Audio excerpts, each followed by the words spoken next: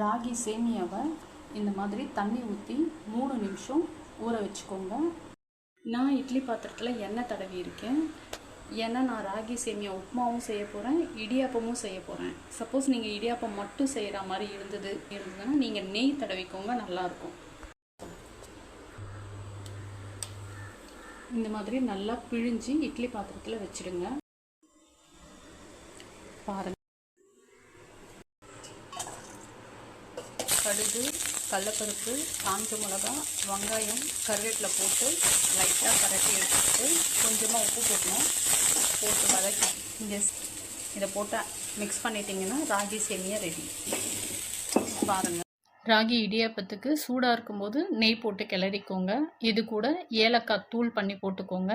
நாட்டு சர்க்கரை, தேங்காய் போட்டு கலந்து எடுத்திங்கன்னா ராகி இடியாப்பம் தயார்.